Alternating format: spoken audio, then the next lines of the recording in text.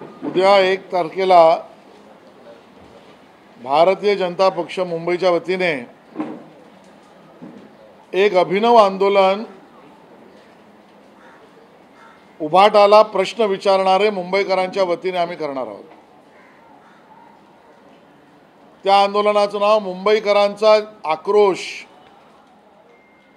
मुंबईकरांचा आक्रोश या नावाने उद्या भारतीय जनता पार्टीची युवा आघाडी युवा मोर्चा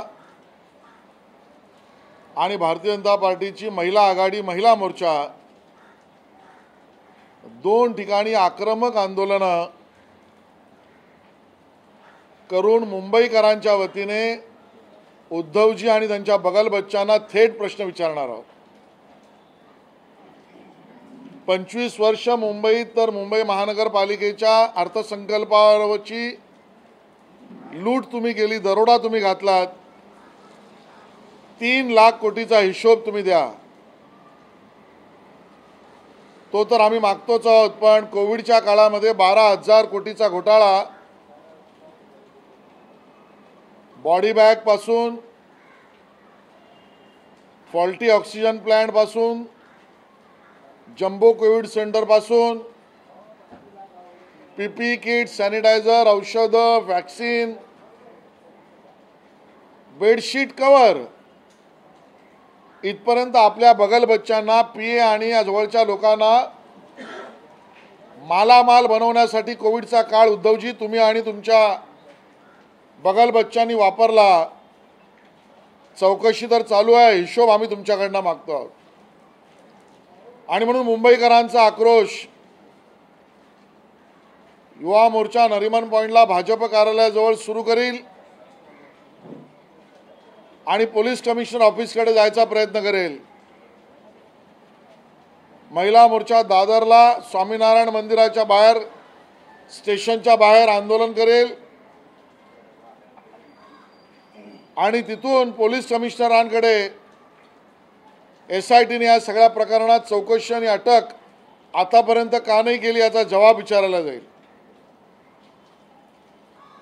आणि म्हणून चोर मचाए शोर या पद्धतीचा मोर्चा उभाटाचा आहे। स्वतः केलेले पाप, अत्याचार, दुराचार, भ्रष्टाचार, स्वतःला लागलेल्या चौकशा, स्वतःच्या जवळच्या लोकांना आता उघडे पडायला लागलेत। यावर पांघरून घालण्यासाठीचा मोर्चा त्यांचा असला तरी मुंबईकरांचे प्रश्न विचारण्याचं काम भारतीय जनता पार्टी मुंबई करणार आहे। आणि आनंद यामध्ये आम्हाला आहे की हा आक्रोश आंदोलन केवळ भारतीय जनता पक्ष नाही करत आहे, तर भाजप शिवसेना रिपाई आम्ही मिळून करतो आहोत। एका बाजूला आम्ही भाजप शिवसेना रिपाई ही महायुती मजबूतपणे मुंबईकरांसाठी प्रश्न विचारतो आहोत, त्यावेळेला उभाटाच्या आंदोलनाला अजून तरी काँग्रेस आणि राष्ट्रवादी काँग्रेसने झिडकारलेलं दिसतंय। आणि त्यामुळे उभाटाच्या या आंदोलनातील उपस्थित केलेल्या प्रश्नांना अजून तरी काँग्रेस राष्ट्रवादी काँग्रेसने समर्थन दिलेलं नाही। यातच त्यांची बाजू लंगडी आहे आणि जी काही उरली बाजू आहे ती आदित्य ठाकरेंचं नेतृत्व आणि त्याच्या जवळच्या बगल बच्चांना अजून उघडं पडण्यापासून वाचवण्यासाठी केलेला हा विफल प्रयत्न आहे। आणि म्हणून चोर मचाए शोर हे उभाटाचं आंदोलन आणि मुंबईकरांचा आक्रोश हे मुंबईकरांच्या खिशातील 1-1 रुपयाचा हिशोब मागणारं आंदोलन आहे। धन्यवाद।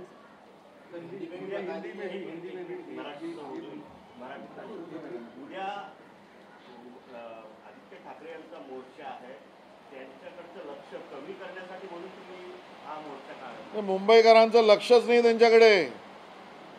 महत्त्वाच्या विषयाकडे लक्ष मुंबईकरांचं जे आहे त्याचा आवाज आम्ही आहोत। मुंबईकरांचं लक्ष आणि त्याबद्दलची अप्रिसिएशन हे नव्याने बनणारे चांगल्या कंत्राटदारांना चांगले बनणारे रस्ते याकडे आहेत। कोविडच्या काळामध्ये खाल्लेल्या पैशावरना लक्ष भरकटवण्याचं काम आदित्य ठाकरे आणि उद्धवजींचा पक्ष करतोय त्या विषयावर लक्ष केंद्रित करणारं आमचे आंदोलन आहे.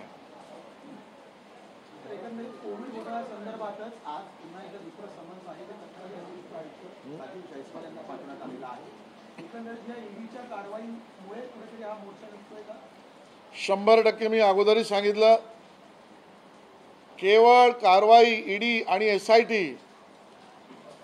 यापासून लक्ष भटकवून मुंबईकरांसमोर विपर्यासाचं खोटं राजकारण करणारा चोर मचाय शोर मोर्चा आदित्य ठाकरेंचा आहे. आणि मी म्हणतो याला सबळ पुरावा हा आहे,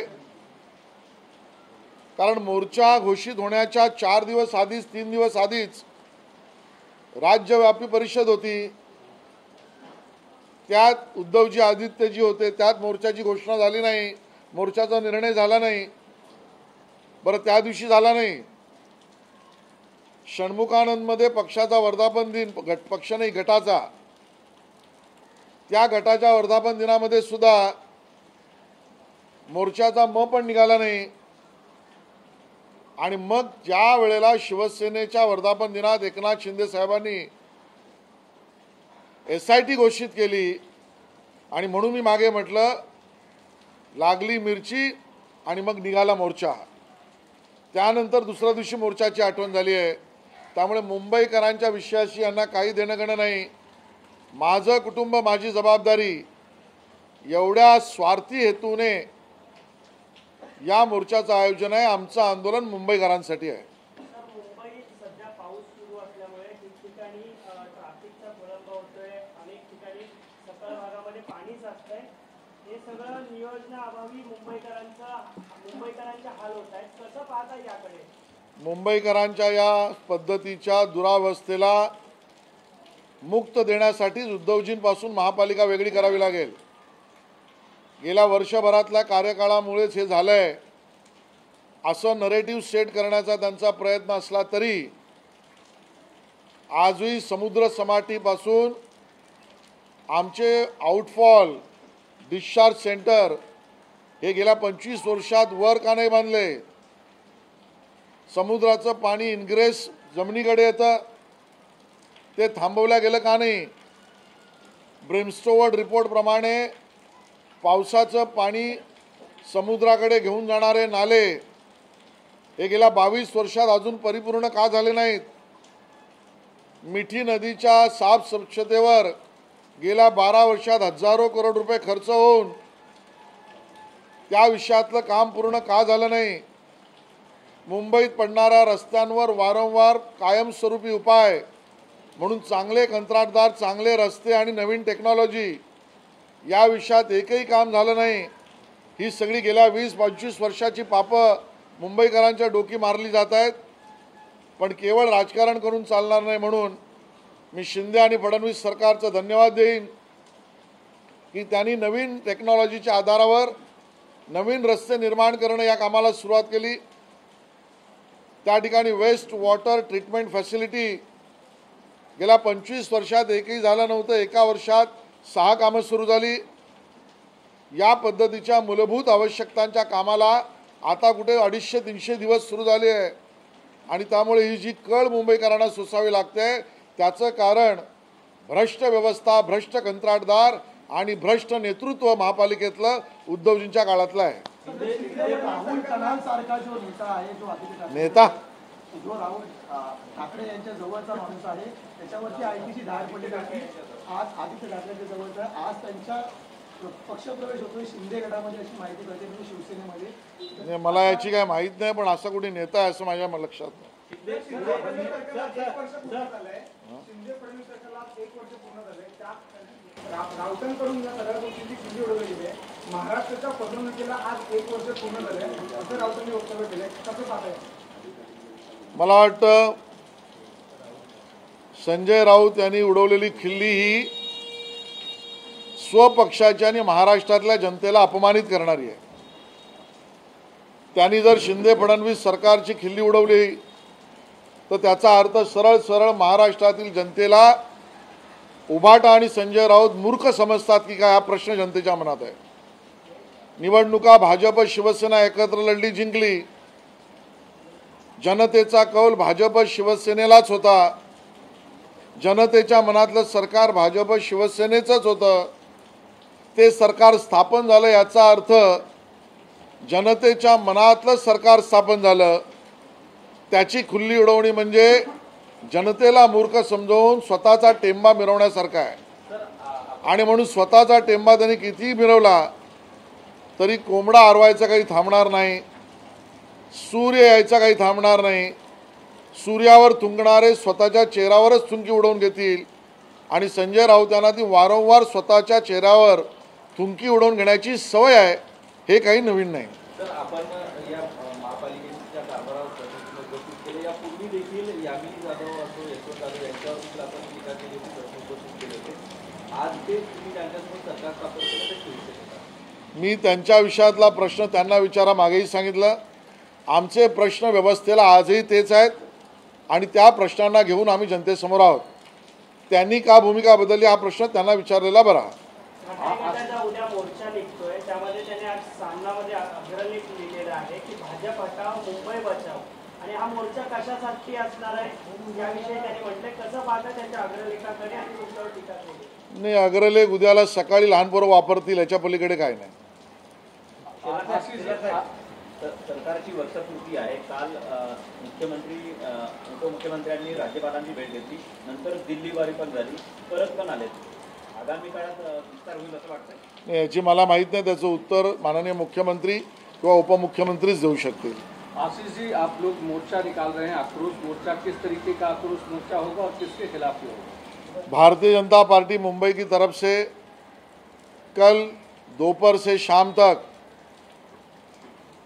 भारतीय जनता पार्टी की युवा मोर्चा की तरफ से एक जगह पर और महिला मोर्चा से दूसरी जगह पर मुंबई का आक्रोश इस प्रकार का आंदोलन करने वाले हैं. कल उबाटा की तरफ से जो मोर्चा निकाला जा रहा है वो ध्यान भटकाने का, विषय को लटकाने का उनका प्रयास है.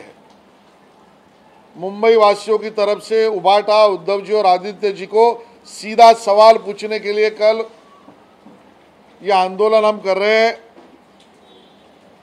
नरीमन पॉइंट पर युवा मोर्चा की तरफ से वहाँ इकट्ठा होकर आंदोलन करके मुंबई पुलिस कमिश्नर के ऑफिस की तरफ बढ़ना और मांग करना, और उसी तरीके पर दादर में स्वामीनारायण मंदिर के नज़दीक महिला आघाड़ी की तरफ से इकट्ठा आंदोलन करके पुलिस कमिश्नर ऑफिस तक बढ़ना. इस प्रकार का जवाब दो आंदोलन हम करने वाले हैं. गए 25 साल में 3 लाख करोड़ रुपए खर्चा हुआ, उसका हिसाब दो. भ्रष्ट व्यवस्था, भ्रष्ट कंत्राटदार, भ्रष्ट नेतृत्व उद्धव जी के नेतृत्व में चल रहा था महापालिका में, उसको सीधे सवाल पूछने का आंदोलन है. ये तो आंदोलन में सवाल तो हम ये भी पूछने वाले हैं, कोविड के समय पर जब जनता त्राही त्राही तकलीफ में थी, उस समय पर 12,000 करोड़ के कॉन्ट्रैक्ट अपने नज़दीक के लोगों को, अपने रिश्तेदारों को देकर उनको पैसा कमाने की अपॉर्चुनिटी देना, और मुंबई वासियों की व्यवस्था में वैक्सीन हो, दवाइयाँ हो, जंबो कोविड सेंटर हो, पीपीई किट हो, बॉडी बैग हो, ऑक्सीजन प्लांट हो, इसकी दुरावस्था करना, ये मुंबई वासियों का अहित और कंत्राटदारों का हित आपने कैसे किया, क्यों किया, इसका जवाब मांगने के लिए आंदोलन है. सबसे अच्छी बात तो ये है, ये आंदोलन हम महायुति इस नाते कर रहे हैं, भारतीय जनता पार्टी, शिवसेना और रिपाई, ये हम सब मिलकर इस आंदोलन को कल करेंगे.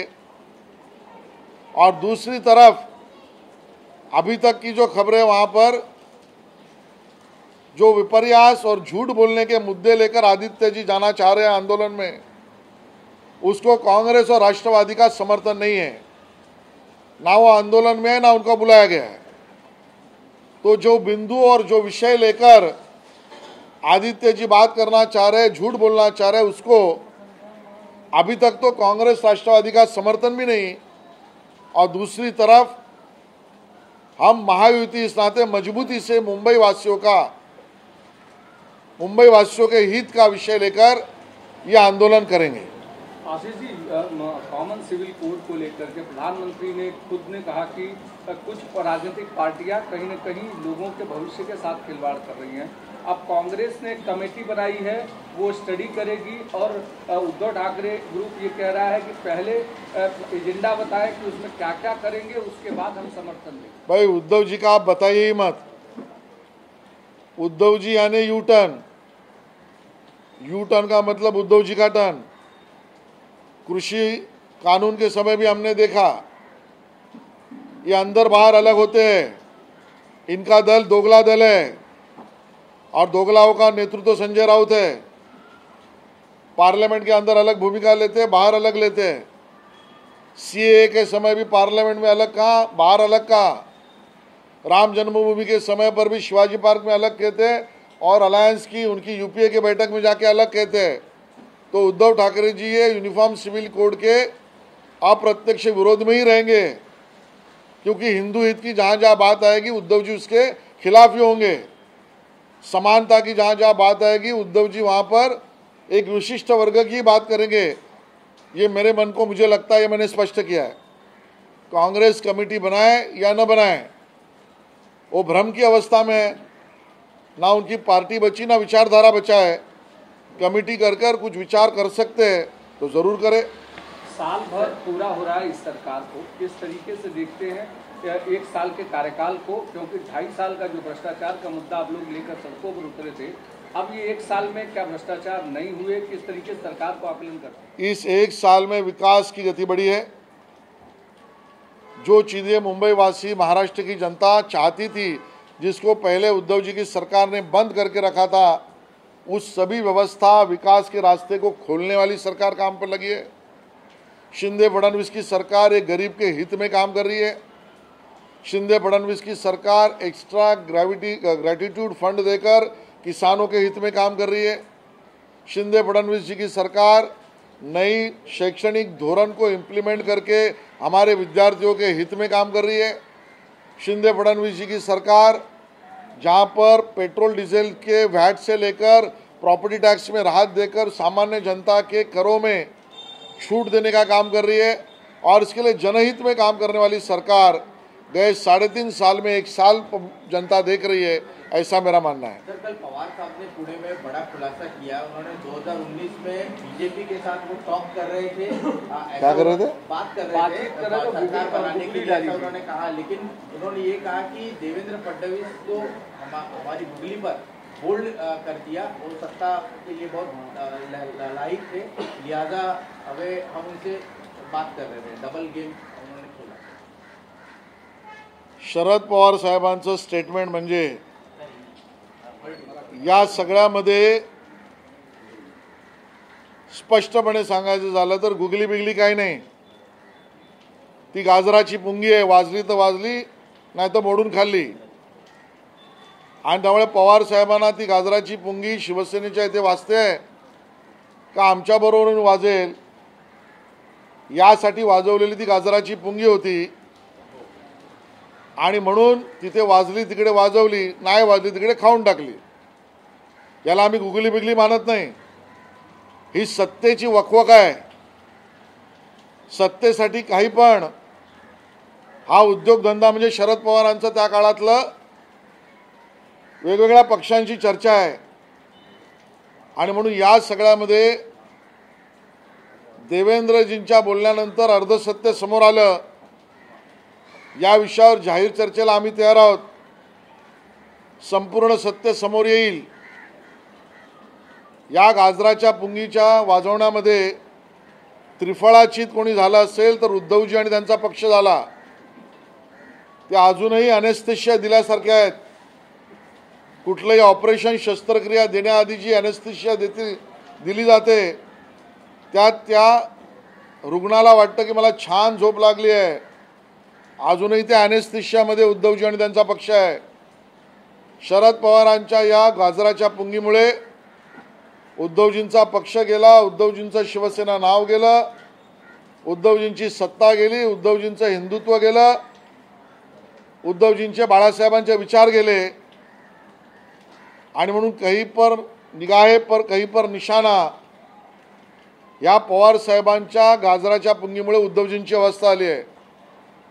मला आनंद या गोष्टीचा आहे. आता 1 वर्ष पूर्ण होत आहे. त्यावेळेला एकनाथ शिंदेजींनी केलेला उठाव हा किती योग्य होता, त्याचं किती अधिष्ठान होतं, त्यामागे किती विचार होता, हे शरद पवारांमुळेच कळलं आहे.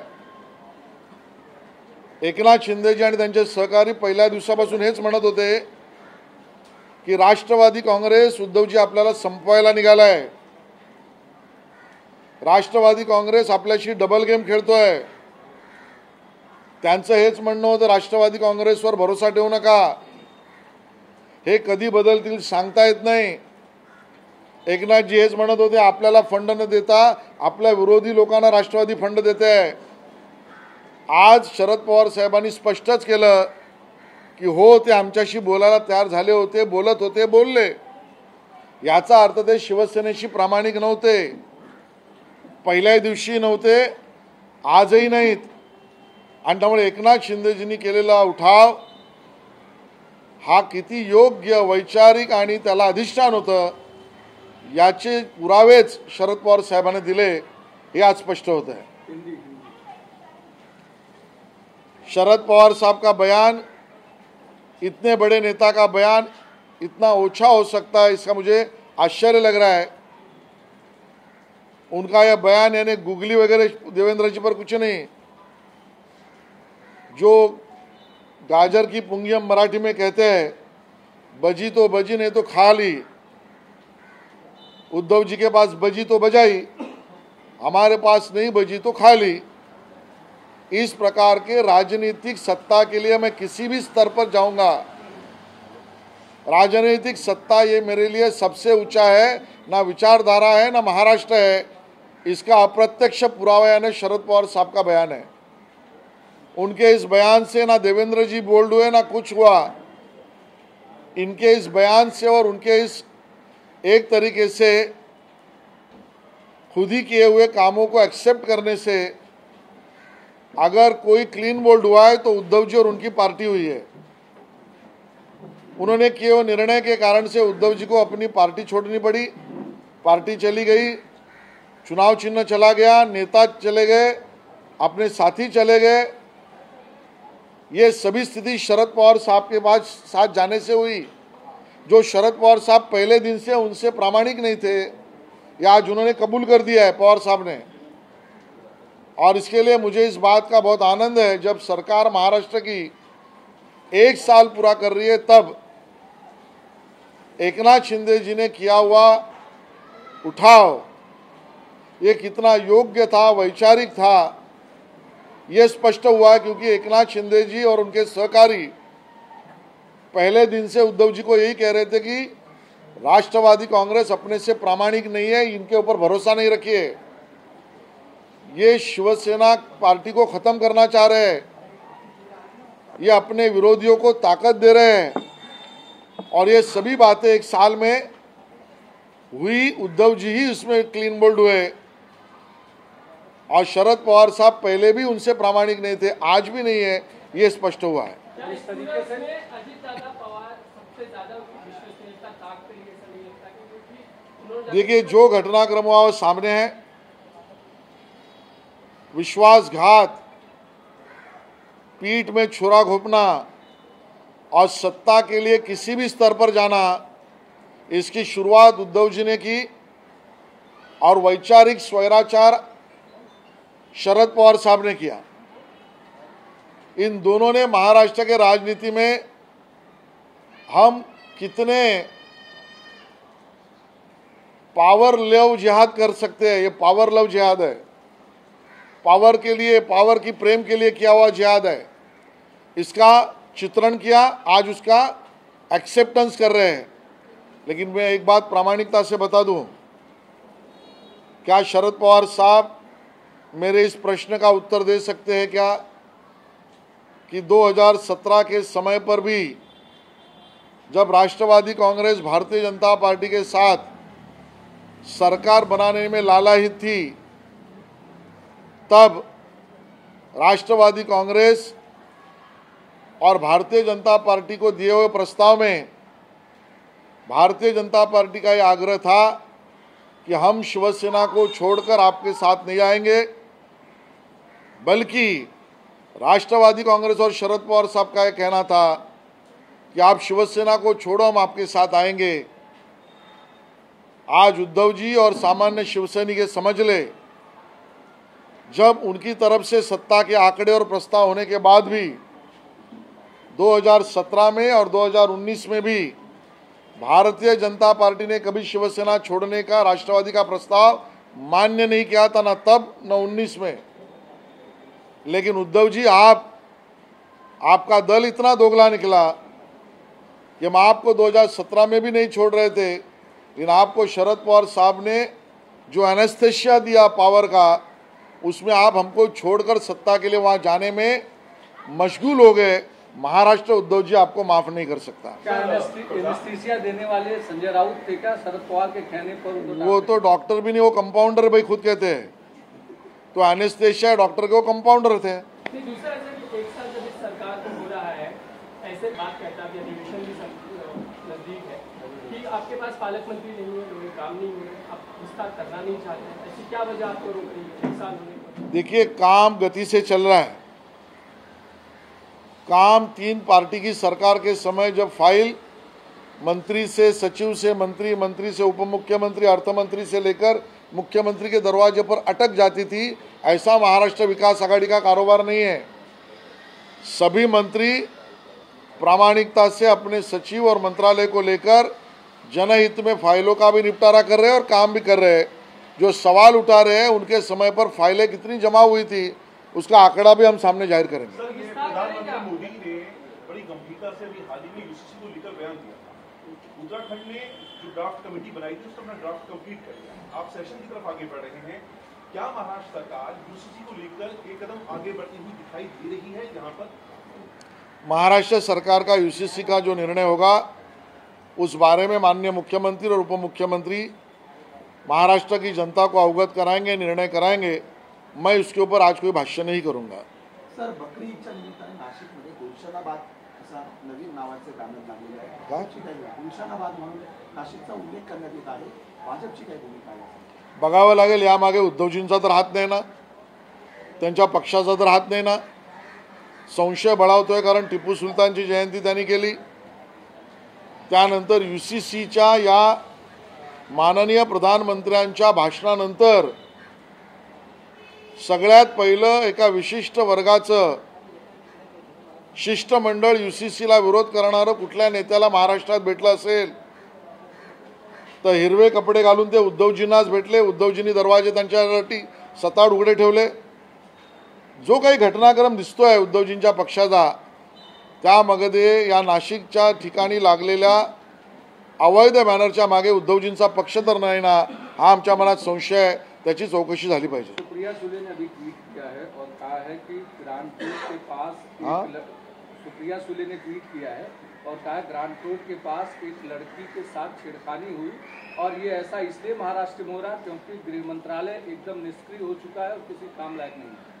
किसी भी मेरी माता बहन से छेड़ होना ये गलत गुनाह और उसको कहीं पर भी टॉलरेट नहीं किया जा सकता। ये बात मैं स्पष्ट कर दूं और सरकार वही काम कर रही है। आज मैं सुप्रिया जी के ऊपर कुछ टिप्पणी आलोचना नहीं करूंगा। आज उनका जन्मदिन है, आप जियो हजारों साल, इतना ही सुप्रिया जी को आज मैं कहूँगा। कैबिनेट विस्तार को लेकर के जिस तरीके से चर्चा शुरू है काफी समय से, क्योंकि सरकार को 1 साल पूरे हो रहे हैं, आप एज अ मुंबई प्रेसिडेंट बहुत सारे वर्कलोड भी आते हैं, सीएम डीसीएम दिल्ली जाकर कैसे देखें? ये पूरा का पूरा माननीय मुख्यमंत्री और उप मुख्यमंत्री का अधिकार है। मेरे को इसके बारे में कोई जानकारी नहीं। ऐसा कोई विषय, निर्णय या गतिविधि होगी थी, उसका स्पष्टीकरण माननीय मुख्यमंत्री और उप मुख्यमंत्री करेंगे। कुठल्याही माझ्या माता भगिनीची छेडछाड किंवा तिला त्रास देणं हे महाराष्ट्रात खपवून घेतलं जाणार नाही आणि सरकार तसंच काम करतं, याच्यावर माझा पूर्ण भरोसा आहे। मी आज एवढीच टिप्पणी करेन, मी आज या सुप्रियाताईंच्या ट्वीटवर किंवा भाष्यावर कुठली टीका आलोचना आज करणार नाही, कारण आज त्यांचा वाढदिवस आहे। त्यांना मी शुभेच्छा देतो आणि सांगतो आप जिओ हजारो साल एवढाच माझ्या त्यांना शुभेच्छा आहे. सर, नागपुरात राष्ट्रवादी आगामी निवडणुकीसाठी खूप तयारी करत आहे. शरद पवारांच्या निर्देशनानुसार 1 बूथ 10 असा एक उपक्रम करत आहे. काय वाटतं नागपुरामध्ये राष्ट्रवादी मुसंडी मारायची? राष्ट्रवादीला पक्षाच्या बांधणीची आठवण झाली. ही सुद्धा माननीय अमित शहानी बांधलेल्या संघटनेच्या छडीचा फटका बसल्यानंतर आहे आणि त्यामुळे हा एक अमित शहाच्या छडीचा फटका एक आहे. अशा दृश्य आणि अदृश्य बऱ्याच फटके पडण्याची वेळ आलेली आहे. धन्यवाद.